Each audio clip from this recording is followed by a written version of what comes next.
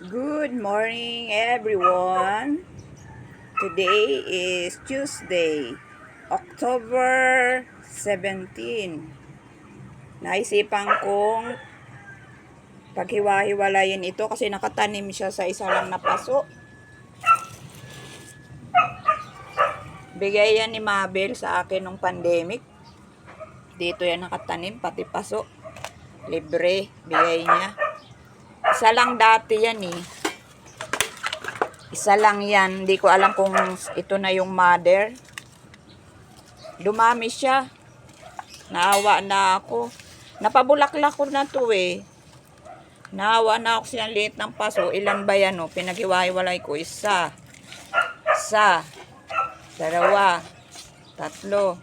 Apat. Lima. Anim. 6 na piraso dito lang sa maliit. Total na marami akong pasong nakatambay. Ayan o. Ingay ng aso. Nakatambay lang yung paso na yan. Gagamitin na natin. Siyempre, kailangan natin ng lupa. Lupa sa paso. Yan ang aking isda. Hindi ko dinadamihan ng tubig. Baka kasi lumutang yung motor. Wala kasing pandikit yung motor na yan eh. Kaya baka lumutang pag maraming tubig. Namatay kasi yung alaga ng kapatid ni Emily na Oscar. Kaya binigay sa amin yan motor. Kaya nalagyan ko siya ng filter. Ayan, ang filter sa ibabaw. Ang gulo ng Di pa ako nakakaligpit dito.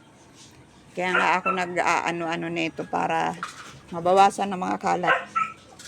Ayan. Ito naman bunot. Lalagyan kong bunot ang lupa. Naku, ingay ng aso. Kanina pa ako, hinihintay ko tumigil yung mga aso. Ayaw tumigil. Ayan mga lalabs.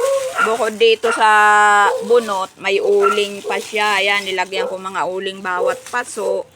Tapos, tinatanggalan ko nitong dried na dahon. Kasi, yan lalabas yung mga ugat niyan.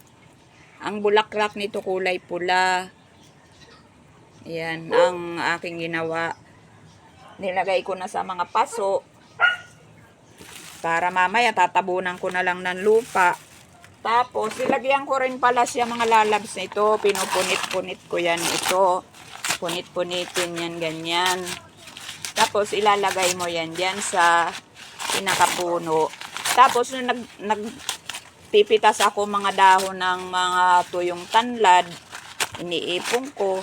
Sinama ko rin dyan, mga bulok-bulok na mga sanga ng kahoy. Kasi dito nagluluto kami dati noon. May mga tira dito, mga sanga-sanga ng punong mangga. Sinasama ko yan dyan para maging maganda ang halaman. Tapos mga gulay-gulay naming mga tira-tira sa mga binabaong ko yan dyan para pampataba ng mga halaman. Tapos nung nag-swimming kami doon sa Pansol, inuwi ko yung tirang uling kasi ang dami. Di naman kami nag-iihaw. Kaya nilalagay ko yan sa orchid, saka sa halaman. Ayan mga lalabs. Mamaya papakita ko naman sa inyo pag naitabunan ko na, pinaglalagay ko na sila sa paso na ganito. Tapos lalagyan ko na lang yan siyang lupa para itutuloy ko na lang ang video ko pag may lupa na yan siya at nakatayo na ng maayos. Ang gawain ko dito sa taas, mag-intindi ng mga halaman, magdilig. Diba? Masarap din may mga alaga kang ganyan. Para ayan ang mga lalabs. Ini-stop ko lang yung video ko para nga hindi masyadong mahaba. Baka naman tamarin na kayong tapusin ng aking video. Ayan. Pupunuin ko pa yan ng lupa. Ito nga pala yung sari-saring mga tuyong daon. Nilagay ko dyan. Tsaka papel. Uling. Lalagyan ko pa yung bunot. Kasi hindi ko pa siya nalagyan. Ito ang mga bunot niya. Para pag ang dumi ng kamay ko. Ayan ang kamay ng magbubukid. Ayan, 'di ba?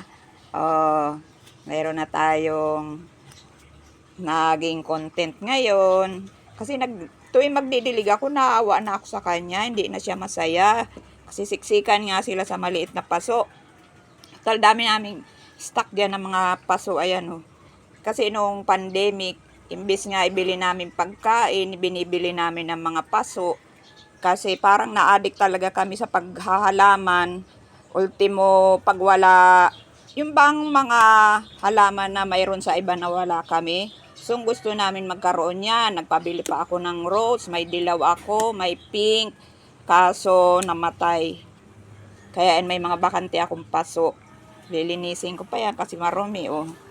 Linisin ko yan pagka naayos ko na ito.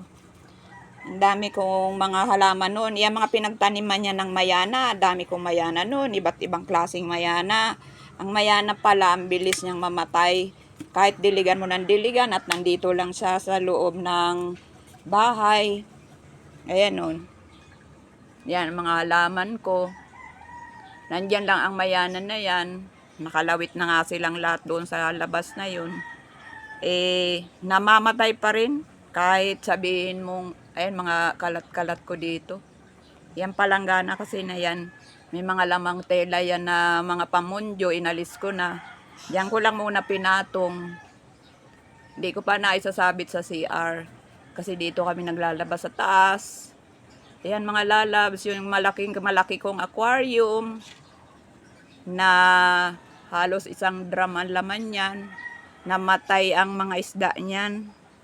Kasi once na nasira ang motor, tapos wala kang filter, babaw yung tubig, napabayaan namin. Sa Kakawaiti, nakita ko patay na ang mga isda. Ang lalaki na sana noon. Kaya malaking sayang.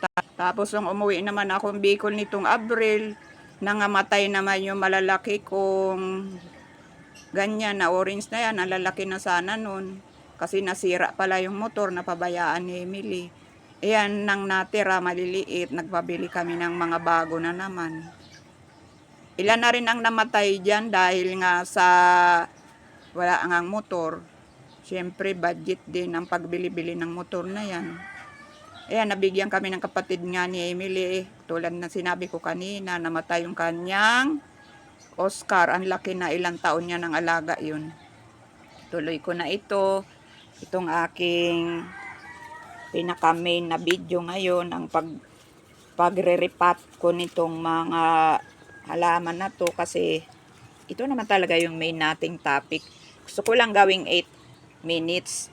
Maganda raw yung 8 minutes kahit papaano may papasok na ads, diba? Yan, maraming salamat po sa mga sumusuporta sa aking video. God bless us all. Diyos maraynal daw sa mga Bicolano, mga Bicolana, na yaon sa buong Pilipinas. Thank you sa panonood nyo ng aking video. God bless. And good luck. Good luck sa ating mga channel. Bye!